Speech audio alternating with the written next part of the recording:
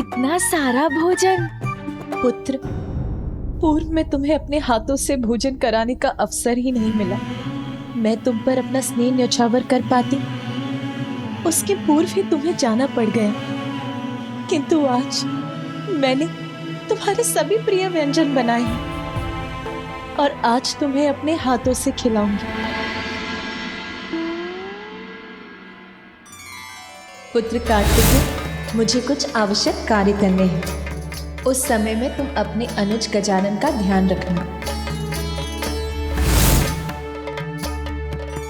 मुझे क्षमा कर दीजिए माता। मैं तो यही मान बैठा था कि आपका ध्यान केवल गजानन पर ही केंद्रित है, किंतु मैं तो ये कल्पना भी नहीं कर पाया कि आप इस समय यही थी, इस रसोई में मेरे लिए ये भांति भांति के व्यंजनों का भोज तैयार कर रही थी। कोई बात नहीं पुत्र, मुझे तनिक भी बुरा नहीं लगा, किंतु अब और बातें नहीं। आओ, अब भोजन करो। मुझे तो माँ ने भोजन के लिए कहा ही नहीं।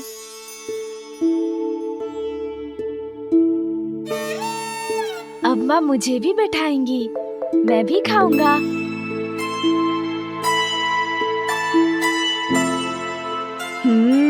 अवश्य ये भोजन मेरे लिए होगा। पुनः भैया को ही दे दिया। माँ कब कहेंगी मुझे भोजन के लिए? मैं तो कब से खड़ा हूँ, फिर भी माँ मुझे पूछ ही नहीं रही।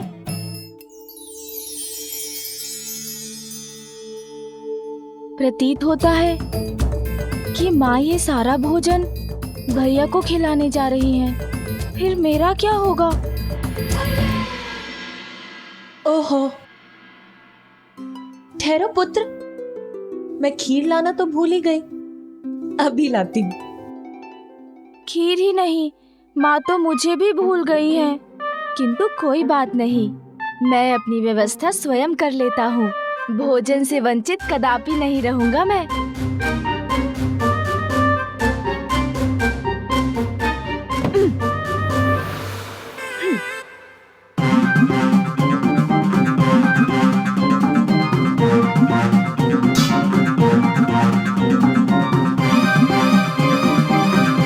भैया, अब मैं भी आपके साथ भोजन करूंगा।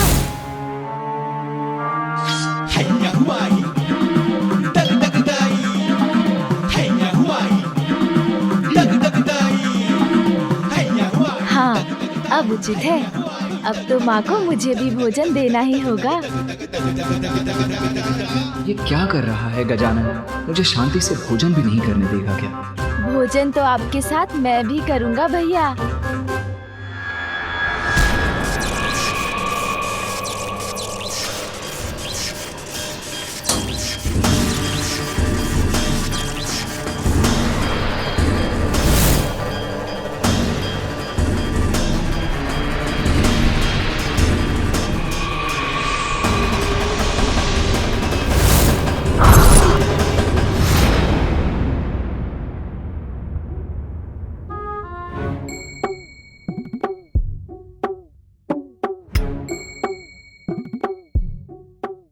पुत्र, तुम ये थाल लेकर क्यों बैठ गए यहाँ?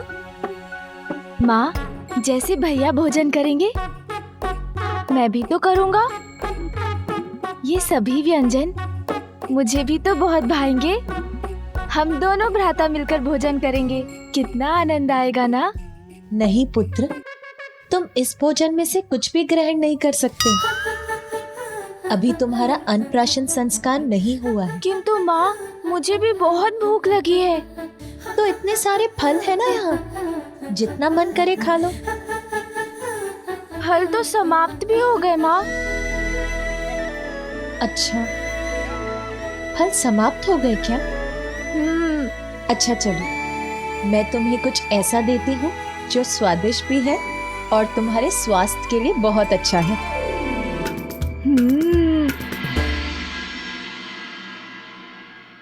देखा भैया, माँ ने मात्र आपके लिए विशेष भोजन तैयार नहीं किया है, उन्होंने तो मेरे लिए भी कुछ बनाया है, स्वादिष्ट, जिसे केवल मैं ही खाऊंगा। पुत्र, ये लो, दुग्ध पान करो। किंतु माँ। पुत्र गजानन, मैंने कहा ना, शांति पूर्वक दुग्ध पान करो। अन्नप्राशन के पूर्व तुम कोई भी भोजन नहीं कर सकते।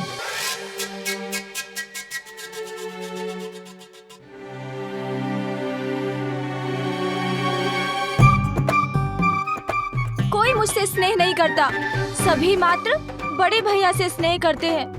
मैं कौन हूँ? विशेष तो वो है ना, प्रथम पुत्र जो है माँ और पिताश्री के।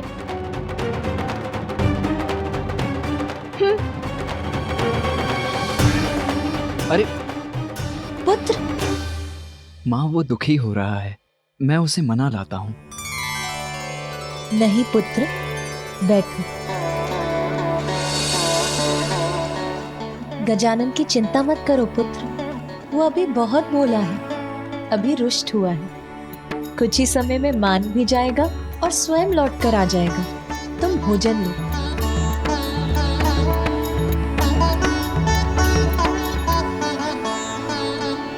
भैया को मिलेगा इतना स्वादिष्ट भोजन और मुझे बस इस स्वादीन दुग्ध से संतुष्ट रहना होगा। भैया खाए पकवान और मैं करूं दुग्ध पान।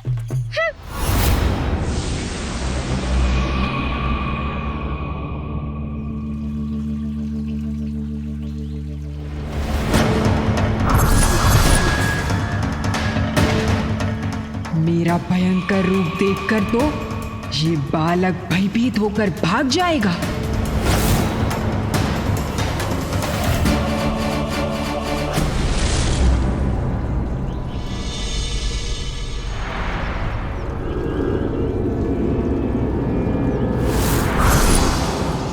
गजमुख बालक, तुम्हारे अपने ही तुम्हारी मृत्यु का कारण बनेंगे।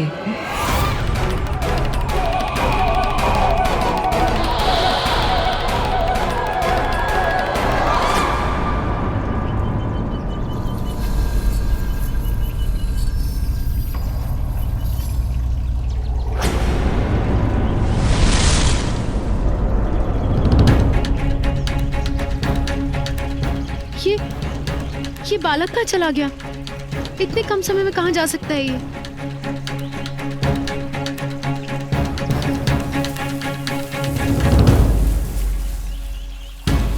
अच्छा, स्वयं को बहुत चतुर समझता है। इस शिला के पीछे ही होगा, वहीं से आई थी ये ध्वनि।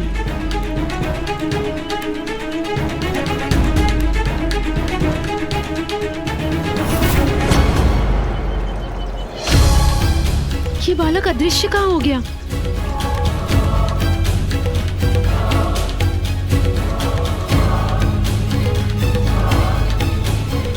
कहाँ चला गया ये बालक?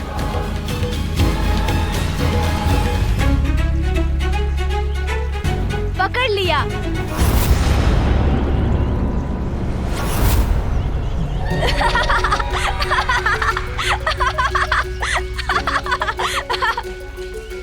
पकड़ लिया अर्थात? अर्थात मुझे ज्ञात है, माँ ने आपको भेजा है मुझे ढूंढने के लिए, किंतु मैं आपके साथ नहीं चलने वाला मौसी।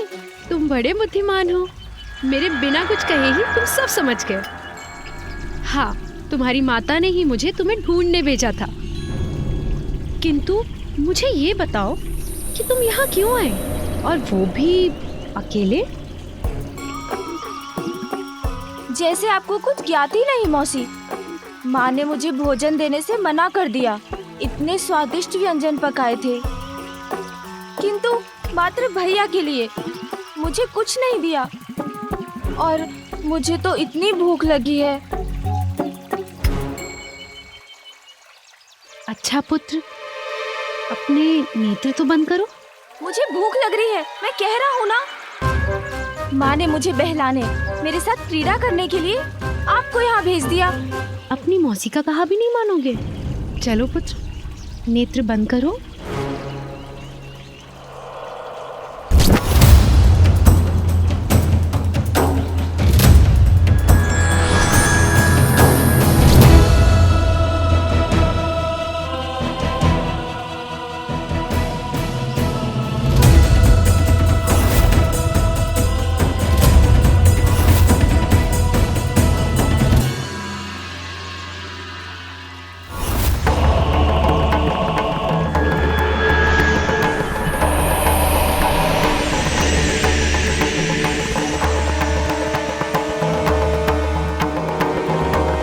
अब अपने नेत्र खोलो पुत्र।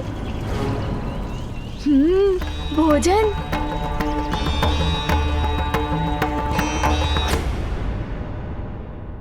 खाओ पुत्र, ये लो।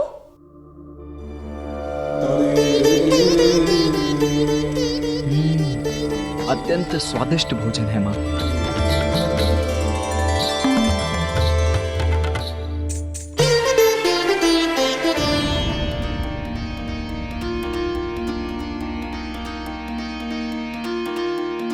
पार्वती के मन में उमड़ी ममता,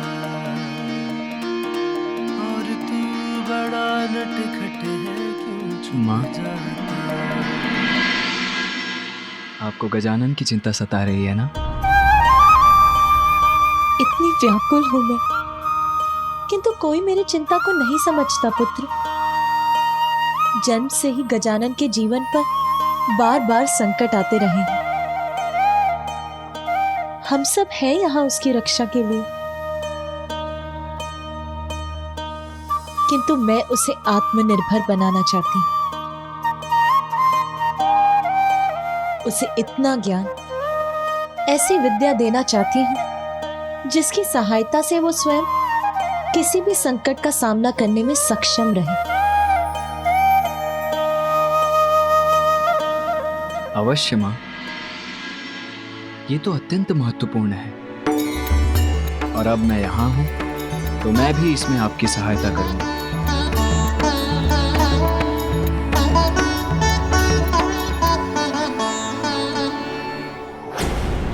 ये लो, ये खा लो।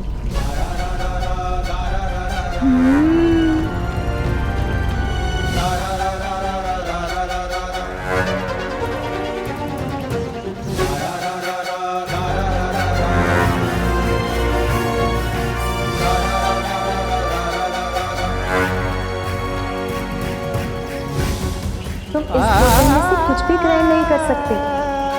अभी तुम्हारा अन्नप्राशन संस्कार नहीं हुआ है। माँ ने मना किया है, फिर ये कैसे खा सकता हूँ मैं?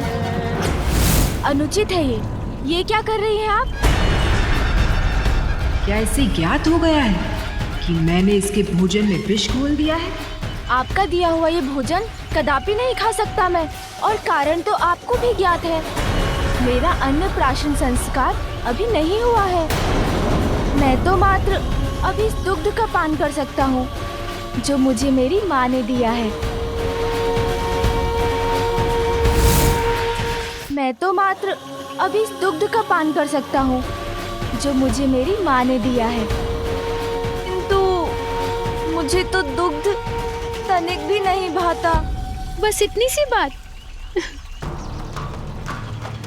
पुत्र, वैसे दुग्ध पीना तुम्हारी जया मासी को भी पसंद नहीं है, परंतु मेरे पास कुछ ऐसा है जिसे दुग्ध में मिला दो तो दुग्ध बड़ा ही मीठा और स्वादिष्ट हो जाता है। फिर इसे पीने में बड़ा ही आनंद आता है। मीठा और स्वादिष्ट? तो तुम ऐसे मीठे और स्वादिष्ट दुग्ध का पान करना चाहोगे पुत्र? हाँ।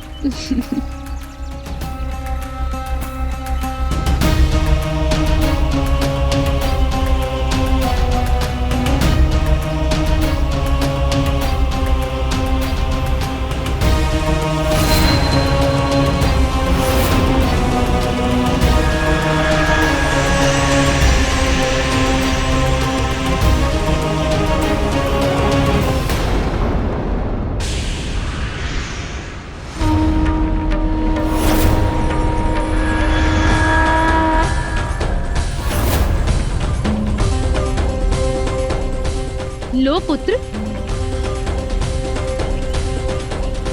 अब ये और मीठा और स्वादिष्ट हो गया है। अब तुम इसका पान कर सकते हो। लो।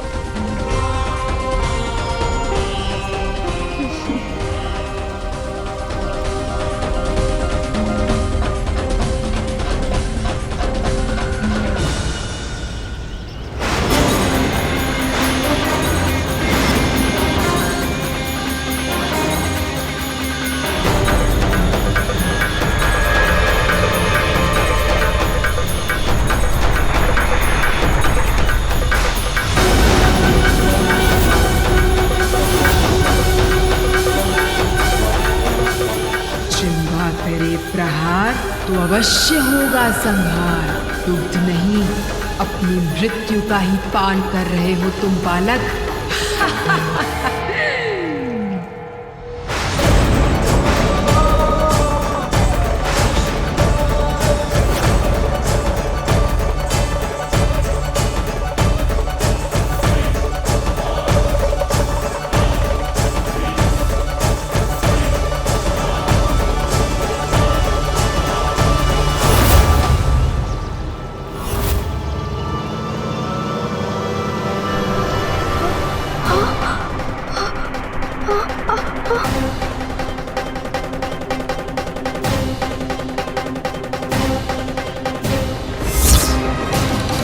ये क्या? मेरा शरीर नीला क्यों पड़ रहा है जया मौसी? क्योंकि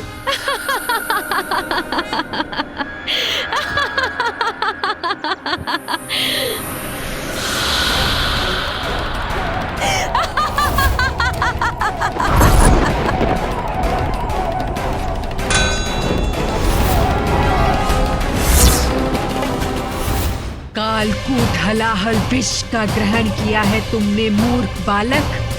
अब तुम्हारी रक्षा मुझसे कोई नहीं कर सकता।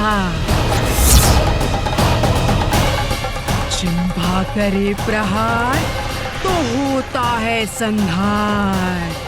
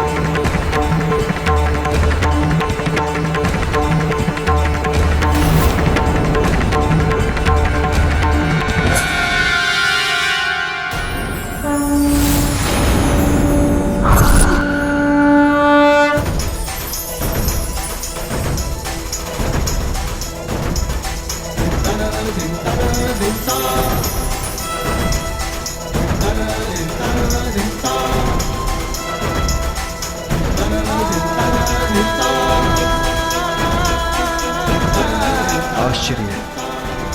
जो स्वयं अविनाशी है, जो जीवन मरण से परे है, जिनका नाश असंभव है, वो विशेश्वर महादेव फिर जिस सर्वनाशी कालकूट हलाहल विष के प्रभाव से मुक्त नहीं, जिसे अपने कंठ में धारण करने के कारण नीलकंठ कहलाते हैं, उस अत्यंत घातक विष के प्रभाव से इतनी सहजता से मुक्त हो गया मेरा पुत्र गजानन। आश्चर्य। असफल नहीं होगा जिह्वा का प्रहार बालक, अवश्य होगा तुम्हारा संहार। पुनः करूंगी मैं अपने विष का प्रहार।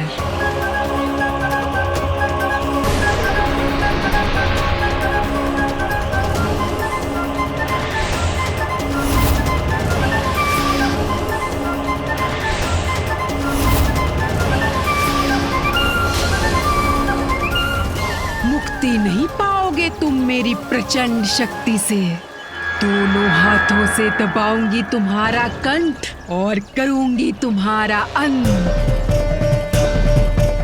इस राक्षसी रूपी संकट से अभी मुक्त नहीं हुआ है गजानन। तुम्हारा काल विकराल रूप धर के तुम्हारे समक्ष खड़ा है मूर्ख बालक।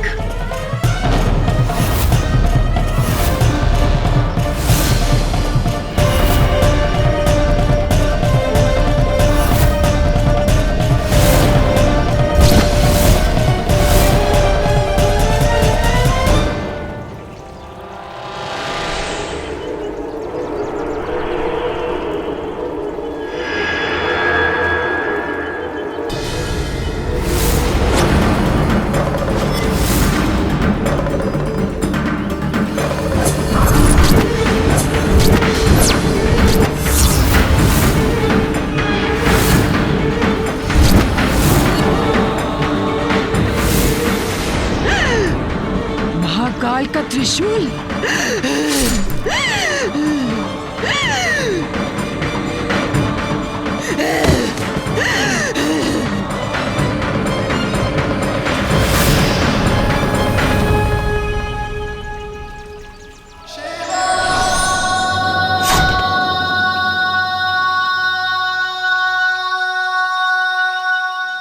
अंत हो गया इस दुष्ट का, किंतु इस घटना से एक प्रश्न उत्पन्न हुआ है मेरे मन में। किस दिव्य शक्ति का रूप है मेरे पुत्र गजानन का जीवन, और क्या है उसके जन्म का प्रयोजन?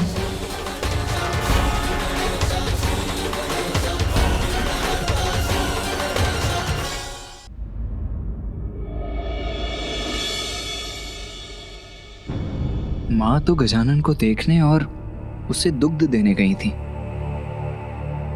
अभी तक लौटी क्यों नहीं?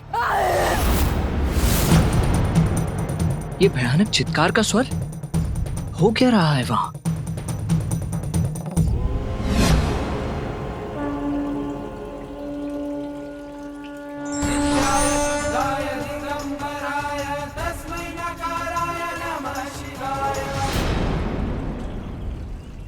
अंत हो गया इस दुष्ट का, किंतु इस घटना से एक प्रश्न उत्पन्न हुआ है मेरे मन में। किस दिव्य शक्ति का रूप है मेरे पुत्र गजानन का जीवन, और क्या है उसके जन्म का प्रयोजन?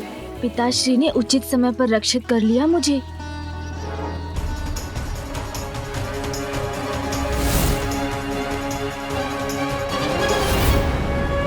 छल करने का परिणाम मिल गया ना? भाई का तो लेश मात्र चिन्ह भी नहीं है गजानन के नेत्रों में, ऐसे खड़ा है जैसे कुछ हुआ ही ना हो। कौन है ये? क्या हुआ यहाँ? गजानन, तुम कुशल तो हो ना? हाँ माँ। ये राक्षसी यहाँ आई कैसे? ये कहाँ से आई ये तो ज्ञात नहीं माँ। मैं भवन के बाहर आया तो इसने जया मौसी का वेश धरकर मुझे भोजन देने का प्रयत्न किया, किंतु वो मैंने अस्वीकार कर दिया। फिर इसने मुझे दुग्ध दिया, वो भी बहुत कड़वा था। आपने भेजा है, बस ये सोचकर मैंने उसका पान कर लिया। फिर पिताश्री ने अपने त्रिशूल से इसका वध कर दिया। मेरे पुत्र, मेरे गजानन, मैं अत्यंत प्रसन्न हूँ कि तुम सुरक्षित हो। माँ, आपका स्नेह पाकर तो मैं भी बहुत प्रसन्न हूँ।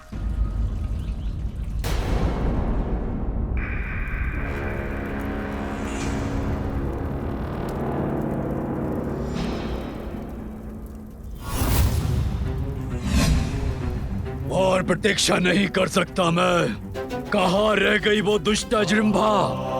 अब तक क्यों नहीं लौटी? आप व्यर्थ ही चिंता कर रहे हो सुर सम्राट। बुदबुदाओ मत बुढ़िया, जो कहना है वो स्पष्ट कहो। व्यर्थ ही चिंता कर विचलित हो रहे आप। जृंभा शीघ्र आ जाएगी, किंतु इस बार उसे यहाँ से दूर ही रखिएगा। उसे यहाँ से भेज दीजिएगा, अन्यथा पुनः उसके विष का दुष्प्रभाव होगा मुझ पर। गजानन की सुरक्षा को लेकर सर्वथा उचित है माता की चिंता। पिताश्री, ये आसुरी शक्तियां बार बार भिन्न भिन्न रूप लेकर गजानन को आहत करने का प्रयत्न कर रही हैं। वो अपनी सुरक्षा स्वयं कर सके, हमें उसे इस योग्य बनाना होगा।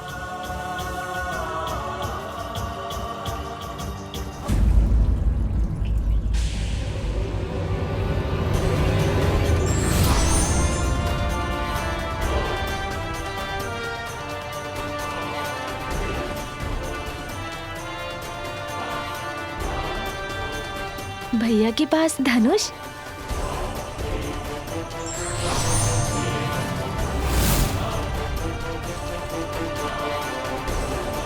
चेतावनी है मेरी ये धनुष की टंकार। वो शत्रु जिसने इस राक्षसी को यहाँ भेजा है, वो सावधान हो जाए।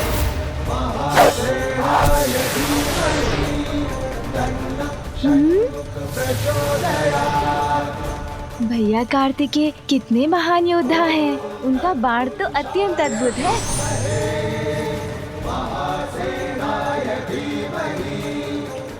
अद्भुत भैया, अद्भुत।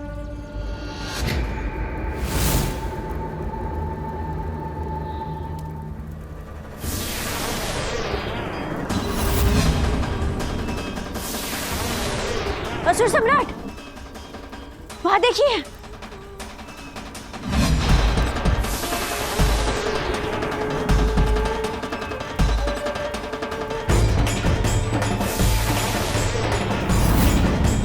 किसका बाण है ये? मेरी ओर क्यों बढ़ रहा है ये?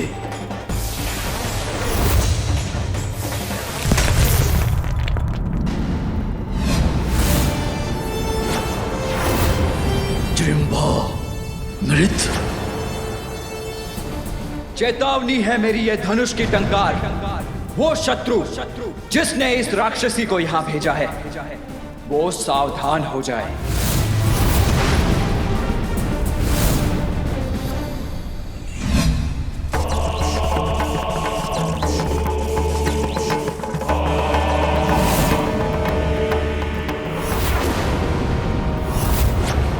कालकूट हलाहल विषधारिणी जृंभा की ये दुर्दशा। इतनी शक्तिशाली राक्षसी का वध कर दिया उस गजानन बालक ने। त्रिदेव भी सुरक्षित नहीं है इसके कालकूट हलाहल विष से, यही कहा था ना? तो एक बालक ने कैसे सह लिया इसका विष? वध कैसे कर दिया इसका? अंत करेगा वो मेरा, यही कहा था ब्रह्मदेव ने। सत्य हो जाएगा उनका वचन यदि मैंने स्वयं उसका अंत कर उसे नहीं रोका।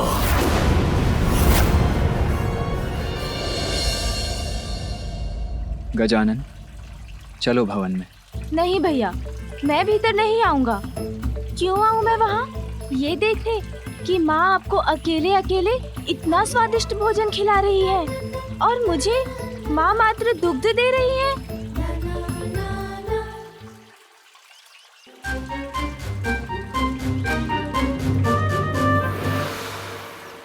अरे इतने सारे फल इन गणजी के पास। माँ, पिताश्री, भैया, मैं किसी के साथ नहीं जाऊंगा। मैं तो बस इन गण के साथ जाऊंगा।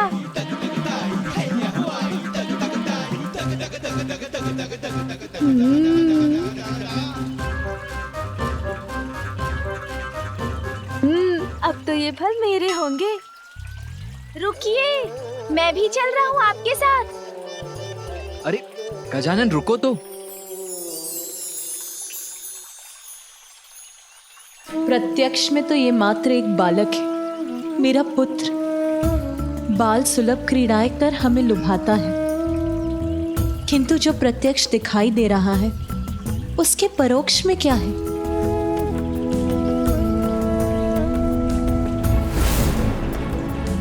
जो मैंने देखा वो किसी चमत्कार से कम नहीं है, किंतु जो नेत्र देख सकते हैं वो हमारे समक्ष है। किंतु उसके पीछे क्या छिपा है? क्या रहस्य है ये? क्या है मेरे पुत्र की वास्तविकता? कौन सी अलौकिक शक्ति का स्वरूप है वो? उसकी अद्भुत दिव्यता का स्रोत क्या है? अपने पुत्र की दिव्यता को लेकर अचंभित है देवी पार्वती।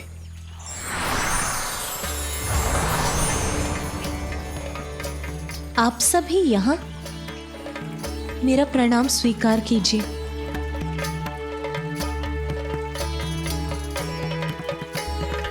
देवी पार्वती, असाधारण है आपका पुत्र गजानन। जिसकी रक्षा के लिए आप चिंतित हैं, उसने ही जन्म से पूर्व आपकी अर्थात अपनी माता की रक्षा की थी। मेरी रक्षा की थी उसने ब्रह्मदेव, अपने जन्म से पूर्व? किंतु कैसे? आपको वो समय तो स्मरण होगा ही जब आप अपनी कल्पना से अपने पुत्र के रूप का सृजन कर रही थी।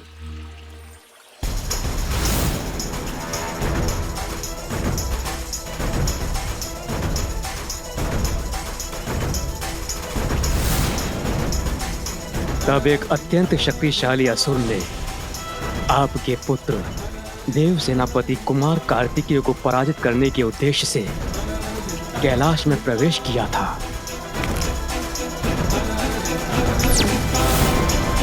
किंतु उसकी कुदृष्टि आप पर पड़ी। तब गजानन ने ही हस्तक्षेप करके आपको उस असुर से रक्षित किया था।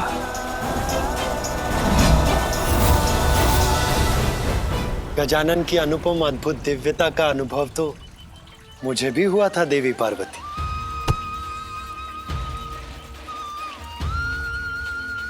जब ब्रह्मलोक में उसका आगमन हुआ था तो उसने अपनी दिव्यता से मुझे भी अभिभूत किया था। पार्वती नंदन तो स्वयं ओमकार स्वरूप हैं, जिन्होंने अपनी माता जगत जननी की रक्षा अपने जन्म से पूर्व ही की थी, जो स्वयं ओमकार स्वरूप हैं, जिनके उदर में लाला जल अमृत स्थित है। आपका वो पुत्र साधारण बालक कैसे हो सकता है देवी पार्वती?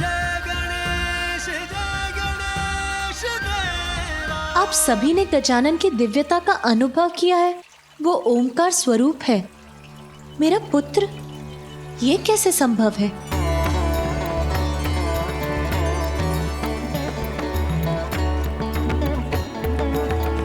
शंका की छाया को मिटाकर सत्य की ज्योति को देखिए, तो आपको स्वयं उसका परिचय प्राप्त होगा। आपका पुत्र गजानन ही ओमकार स्वरूप परम शक्ति, परब्रह्म, महागणपति है। जय जय श्री गणराज विद्या सुखदाता, धन्य तुम्हारो दर्शन तेरा मन रमता। जय देव जय देव।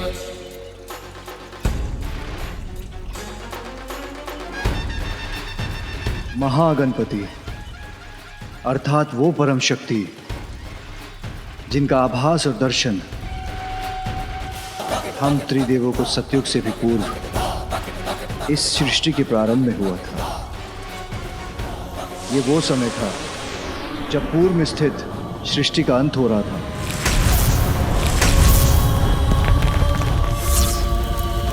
प्रलय काल का भयंकर दृश्य था।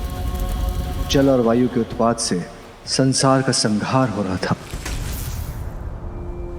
संपूर्ण धरा सागर के जल में विलीन हो गई थी। सर्वत्र विनाश का अंधकार प्रस्तुत था। सृष्टि, प्रकृति, समस्त संसार पर उस विनाश लीला का प्रकोप छाया था। समस्त ब्रह्मांड नष्ट हो रहा था।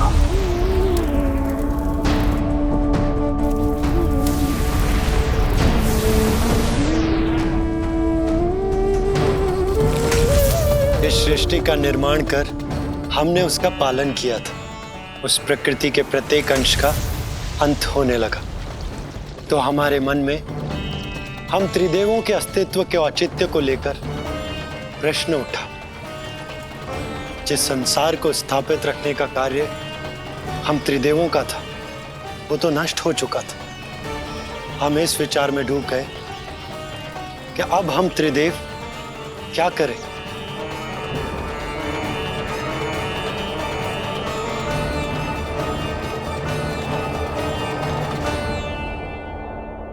इस समस्या का समाधान तो हमें गहन तप से ही प्राप्त होगा और हम तीनों तप करने पाताल लोक चले गए।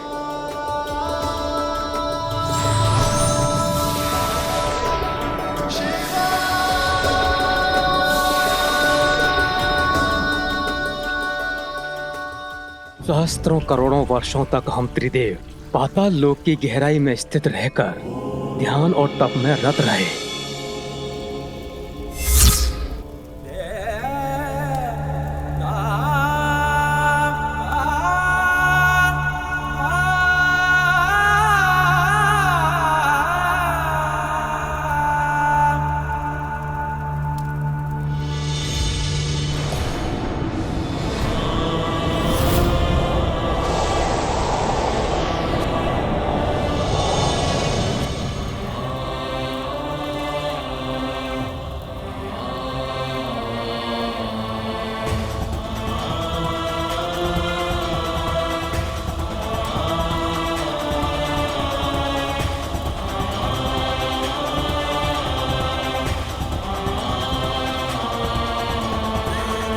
किंतु जब उस घोर तपस्या का कोई भी फल ना निकला, कोई समाधान हमारे समक्ष प्रस्तुत नहीं हुआ, तब हमने पाताल लोक से बाहर आने का निर्णय लिया। पाताल लोक से लौटने पर हमने देखा सृष्टि को अपने भीतर समाहित करने वाला जल नीचे उतर चुका था। जल का वेग अवश्य शांत हुआ था, किंतु तब भी कुछ दिखाई नहीं देता था। थल अब भी जल में ही डूबा था।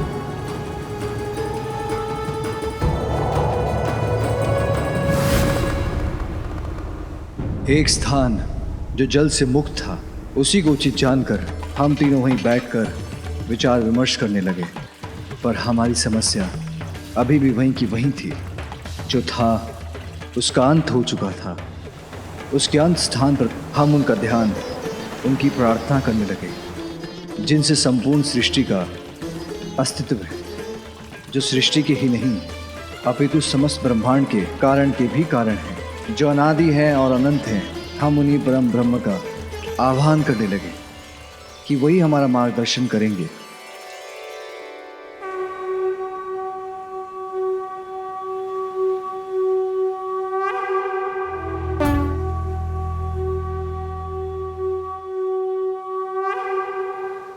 वो महाशक्ति मैं ही हूँ, जिससे संपूर्ण ब्रह्मांड का जन्म होता है। प्रलय के पश्चात मुझ में ही संसार का विलय भी होता है। मैं ही करता हूँ, मैं ही धारण करता हूँ और मैं ही संहार करता भी हूँ।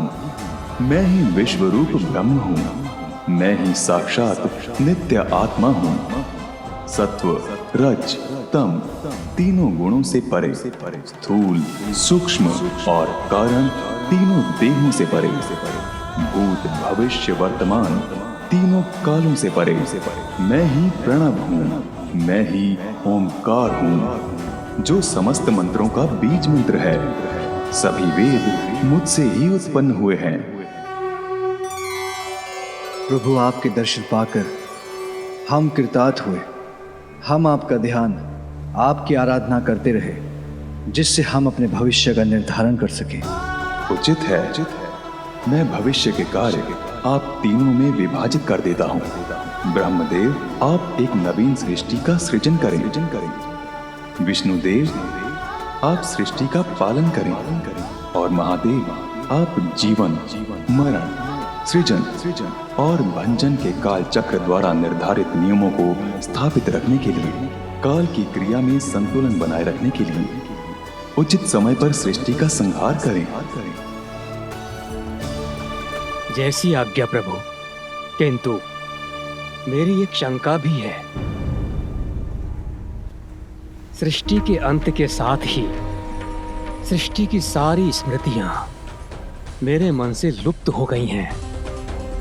मुझे तो अब यह भी ज्ञात नहीं है कि सृष्टि कैसी होती है, उसे कैसा होना चाहिए। ब्रह्मदेव, मेरे भीतर विद्यमान अनंत ब्रह्मांडों का दर्शन कीजिए, फिर तो आप स्वतः सहजता से एक नवीन सृष्टि की रचना करने में सक्षम हो जाएंगे।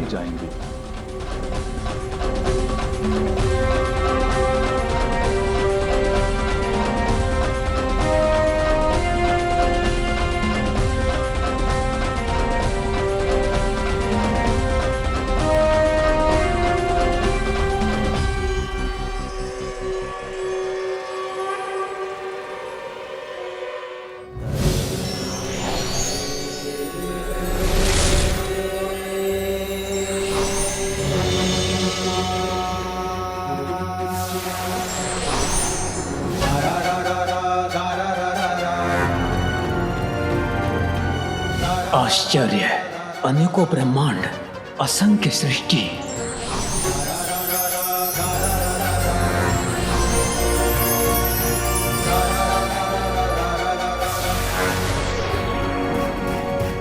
परम ब्रह्म परमेश्वर के भीतर ये असंख्य रचनाएं रचना के भिन्न भिन्न पड़ावों पर हैं। कहीं नवीन सृष्टि का सृजन हो रहा है, तो कहीं प्रलय से किसी सृष्टि का अंत।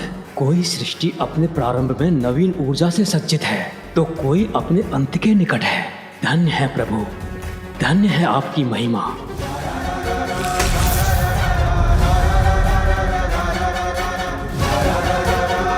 धन्य है प्रभु।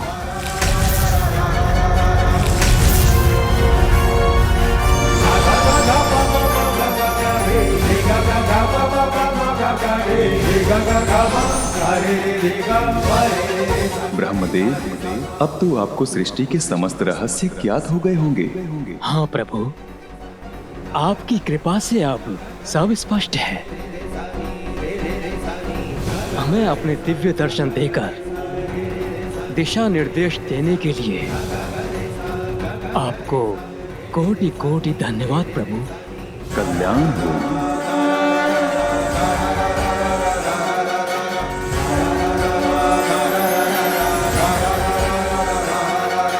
गौरी, गजानन तो परब्रह्म ही हैं, जिन्होंने एक बालक के रूप में अवतार लिया है।